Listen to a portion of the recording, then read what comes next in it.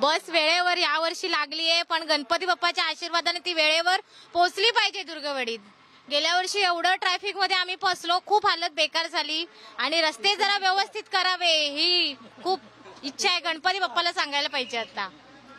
बस ST महामंडळाने आता बस दिले तर आता तुम्ही हालत बघाल बसची, ते जरा व्यवस्थित दिली पाहिजे. माणसं एवढे लांब प्रवास खूप लांब जाणारी आहे.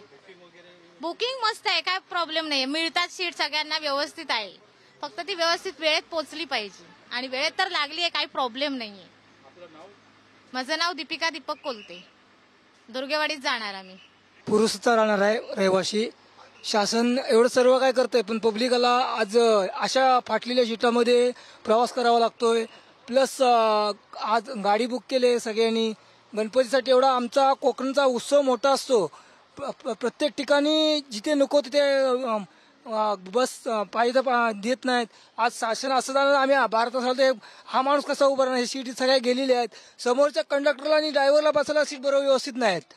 मग जर ते सुरक्षित नाही, आम्हाला कशी ते सुरक्षित नेणार. त्यांना पण बसा जागा व्यवस्थित भेटली पाहिजे ना.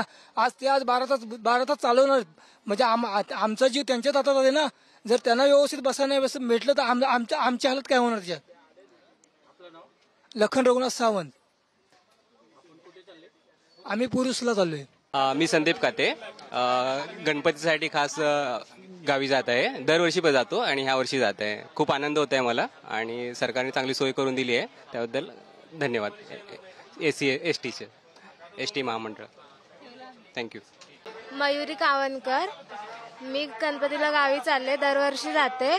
मला खूप आवडतं गणपतीला जायला आणि आमच्या घरी गणपती बसतो स्वतःच्या, नंतर खूप आवडतं.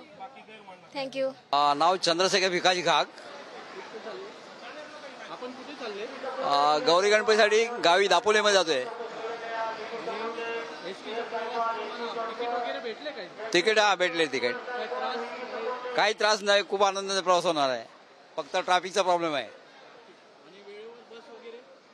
हा टायमिंग आहे, एक 10 मिनिटं सुटेल बस. एसटी महामंडळ तसं खूप छान प्रकारे गाड्या सोडलेल्या आहेत आणि या टायमाला टायमावर गाड्या म्हणजे जे टायमिंग देतात त्या टायमावर सोडता येईल. आणि अडचण तर सध्या परळ डेपोमध्ये काहीच नाही.